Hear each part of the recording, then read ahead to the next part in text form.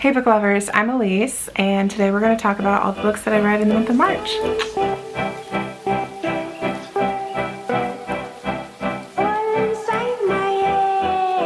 So March wasn't terrible. I read 9 books. I actually had 2 5-stars, and they were one right after the other. That is great news. I finally read a 5-star book this year. As far as my moods go, my top moods were tense, emotional, dark, and reflective. As far as genres, I actually read a little bit of everything this month. So I read 2 romance, 2 fantasy, 1 thriller, 1 contemporary, 1 historical, 1 science fiction, and 1 horror. One of the books was actually a reread, so I did not rate it. So of the 8 books that I did rate, my average star rating was a 3.5. So I had 1 2-star, 4 3-stars, 1 4-star, and 2 5-stars.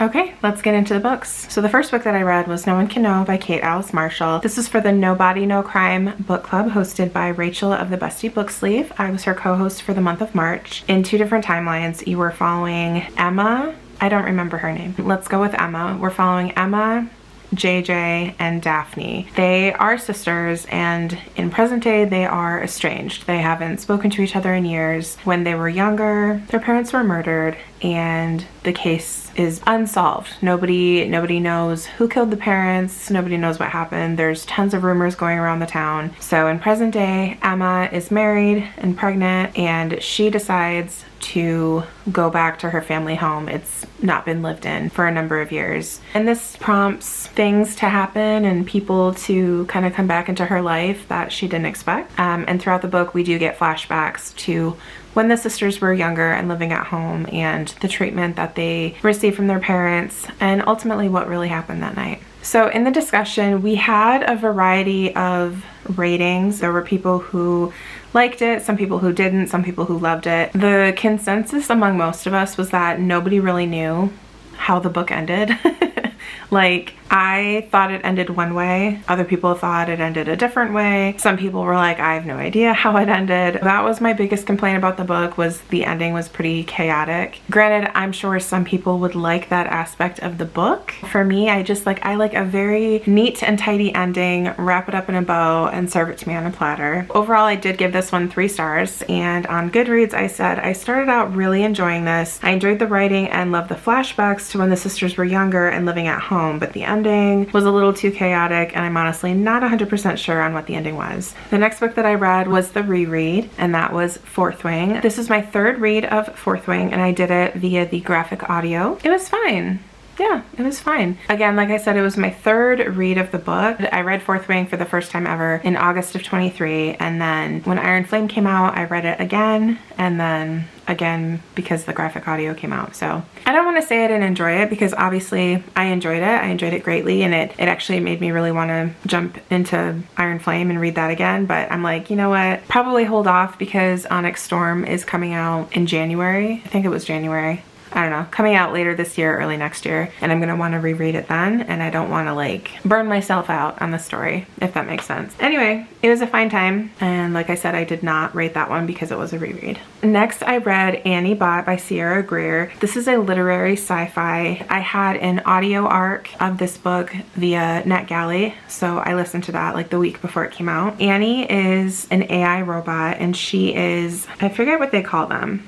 Her entire purpose is to provide physical, emotional support for her owner, who is a man named Doug. Let me read you what I said on Goodreads. This literary sci-fi was pretty interesting. I loved Annie's character, who's an AI robot whose purpose is to satisfy her owner, Doug, in all ways. Annie's AI has advanced enough to be able to have emotions such as anxiety and desire and jealousy, which makes her seem more human, but also more imperfect, much to Doug's dismay. So more like a real woman. I enjoyed the writing and the world building in this book with the scientific advancements with these bots, AI friends, and more. I rooted for Annie the entire time and was happy to see her become more of herself as the story went on. Overall, the story was pretty mild and not terribly exciting. Also, Doug is an awful person. There's a lot of triggering things that take place, including but not limited to assay, gaslighting, manipulation, and emotional abuse. If you like well-written, character-driven literary novels with a sci-fi twist, then this is the book for you. Honestly, it was a fine book. I did rate this one 3 stars. I don't really have any complaints. It's because the book is what it is. It is very character driven. There's not any like major events that happen. So if that's your jam, then this is probably a book that you would really like. I personally do like my books to have a little bit more excitement to them. As I kind of said in my review, it was very mild, which is fine, but it was well written. It was interesting. Like, I listened to this book in a single day. It kept me engaged. I wanted to keep listening. Annie was honestly an amazing character. She is the main character. You are in her head the entire time. I really enjoyed my time there. Next, I did do a reading vlog. I had the house to myself for a full weekend. No kids, no fiance. So I decided to do a reading vlog, and I read 3 books throughout that reading vlog. The first one that I read was The Star-Crossed Sisters of Tuscany by Lori Nelson Spielman. This is, okay, so it's labeled as romance. Is it romance? Kind of. It's honestly more contemporary women's fiction. In this book, you follow Amelia, who goes to Italy with her cousin and her great aunt in an attempt to end a curse. There's a curse on this family that the second born daughter of every family is doomed to be alone. So Amelia, she hasn't had a whole lot of dating experience, but her cousin is kind of a serial dater, and there's always something that happens that makes the relationship end, and she's convinced that it's because of this curse on the family. When the great aunt reaches out to them and is like, hey, I think I know how to end the curse, because she's a second born daughter, Amelia's a second born daughter, and her cousin is a second born daughter. So the 3 of them go to Italy. They have an adventure. This one was also 3 stars. It did inspire a very delicious pasta dinner that I ended up making in that vlog, so I'm appreciative of that. I think the descriptions of Italy were pretty good because I did kind of feel like I was there. And it is told in present timeline, but then you do get some historical chapters as well. And there's a little bit of a mystery in here. The next book that I read in that reading vlog was The Gungle by Stephen Rowley. This one I rated 4 stars. So this is a contemporary. There's a lot of focus on grief because in this book, Patrick, he's an out-of-work actor and he's living in Palm Springs, California. So Patrick's brother married Patrick's best friend from college, and she recently passed away, leaving Patrick's brother and their 2 children behind. Patrick's brother is struggling quite a lot. He ends up checking himself into rehab not too far from where Patrick lives, and he asks that Patrick take his kids for I think it's 90 days. So it's about 3 months that he has them. So he does. Patrick takes in his niece and nephew, and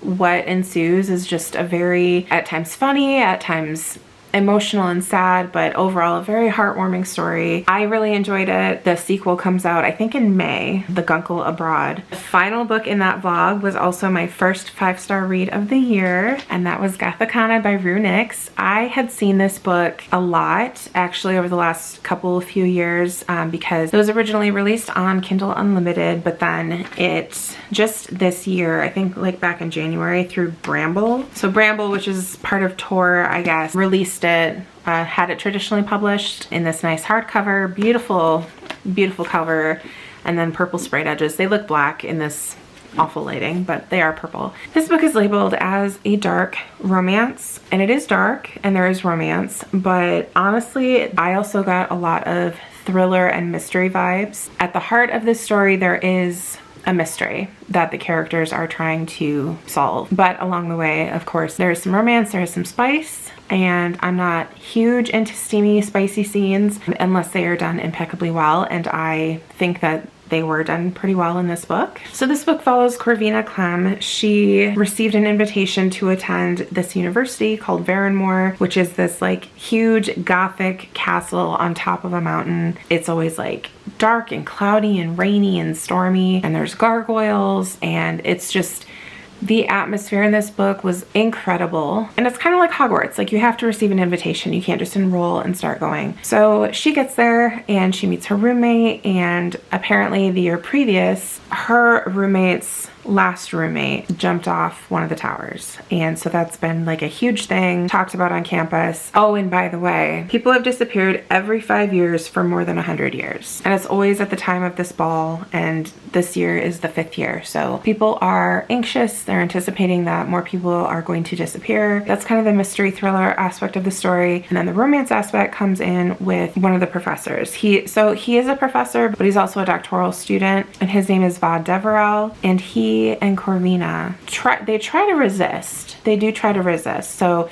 it's a bit forbidden love because obviously student and teacher, they're not supposed to do that. Would I say this is slow burn? Not necessarily, but it did take like 130 some pages before anything really happened steam wise. I guess that would not classify as slow burn, but it's definitely not insta love. You know, they kind of had to work their way up to it. There's lots of tension and it was very well done. I really enjoyed my time reading this book. I read it in one day, pretty much one sitting. Next is my other 5-star read, and that was The Women by Kristen Hanna. This book follows Frankie. At the beginning of the book, her brother is going off to Vietnam and she kind of has like this existential crisis where she's like, what am I doing with my life? I don't know. Like, I want to do something important like my brother. I want to fight for our country, but women just don't do that. Somebody in her life kind of brought to her attention like, yeah, you can. So she does. She ends up going to nursing school, does what she needs to do to join the US Army as a nurse, gets flown overseas to Vietnam, and is able to treat the American soldiers over there and the Vietnamese citizens that are injured or just need medical attention. This book was amazing. Usually Kristen Hanna's books are amazing. I've been reading her for about, oh my gosh, the first book. Okay, I just turned 34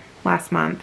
And the first book that I read from her, I read when I was 19. So that's how long I've been reading Kristen Hanna. The only new book of hers that I didn't really care for was The Four Winds, but I love The Nightingale, I love The Great Alone, I love this one. It was so well told. As scary as it was being in the part of the book where she is in Vietnam during active warfare, it was also like, it was amazingly told. Like, I felt like I was there. The descriptions of the environment and the weather, it was so well done. I have no other way to describe it. Amazingly written, beautifully told. And one thing that I did not realize was that I knew, just from what I learned in school, I knew that there were a lot of American people that did not support the Vietnam War, like for morality reasons. They didn't necessarily think that we should have gotten involved over there. But something that I did not realize was that when the soldiers and the nurses that were there came back home, how poorly they were treated by the American people.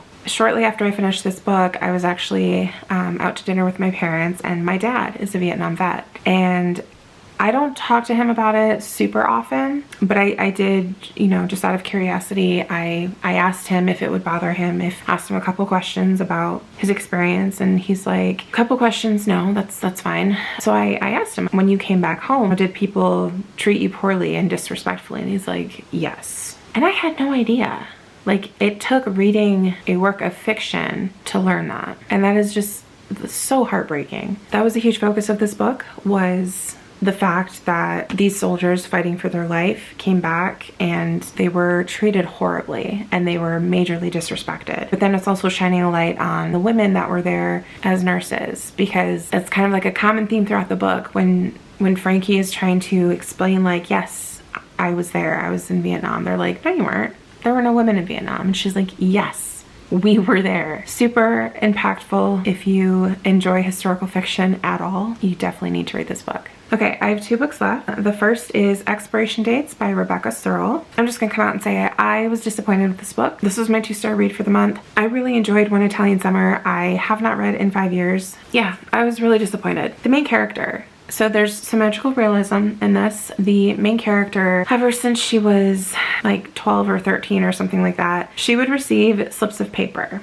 that would have the name of her next relationship and the amount of time that the relationship would last. Yeah, that's the book.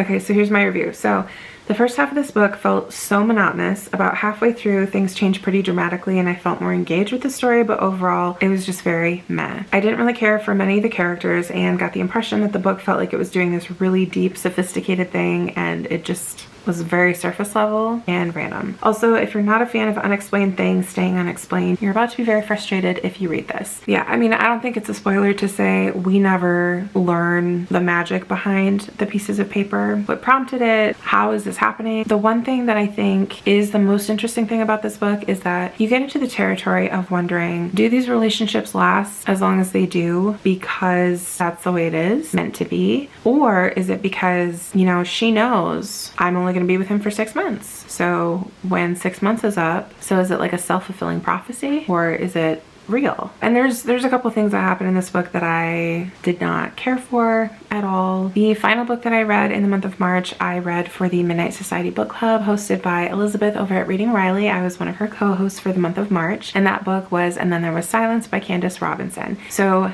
this book, I rated it 3 stars. I could rationalize rating this book 4 or even 5 stars. I could also rationalize rating it 1 or 2 stars. So this book follows Sadie. Sadie's married to River, and they're perfect for each other. Absolutely perfect for each other. They have a beautiful marriage, and they're pretty young. They're in like their early mid-20s. And one day Sadie comes home to find River had unalived himself. So she's kind of left shocked, first of all, not understanding why this happened, questioning, you know, whether or not she could have done something to change it, and grieving the loss of him. Prior to him passing away, he had purchased this cabin in the woods that she had been really drawn to. They're both very, like, they're horror movie lovers. They like dark things and spooky things. So that whole aspect of the book was really well done. Like, it was very spooky. It felt pretty atmospheric to me. I loved those vibes. There are some paranormal things that happen, which I loved. I love when paranormal things creep into books. So this book is marketed as a horror. I do see horror aspects of this book. That was kind of one of our main topics of conversation during the book discussion. It did not truly feel like a horror. So they felt that it was more of a romance. I don't think this was a romance at all. To me, it was like a dark fantasy with paranormal and horror aspects. My biggest complaint about this book, because I was loving the story, I was in it. My biggest complaint is that this book was very clearly not edited, and it's not like there were spelling errors or grammatical errors. It was like a focus thing. There was so many things that were repeated, and things that were over explained that did not need to be, and things that were not explained enough that really needed, you know, more elaboration. If Candace could go back and like work with an editor just to fine tune the story, this could be definitely a 4-star and potentially a 5-star. Honestly, I'm so sad that there is this editing issue. I think so Elizabeth, or maybe it was the co-host, the other co-host that kind of looked into it, that it appears that her books are all self-published, which could be the reason why they're not really fine-tuned. So I do hope that if this author ever is able to be traditionally published, that this book gets revisited and, you know, sifted through and kind of spruced up a bit and republished, because I would love to see that. This book has so much potential. I don't know. And there's so much that I can't even say about it because it would spoil it. But like, I don't know. Overall, I kind of love this book. And I'm saying that because it's been like a week. Yeah, it's been a week now since I finished it. And I can't stop thinking about it. Like, I was in it with the characters, and I saw everything so vividly. It was really good. I need Candace to work with an editor and rework it, because the potential of this book is just, it's huge. Those are the books that I read in the month of March. Let me know in the comments what your best book of March was. Please remember to like and subscribe, and until next time.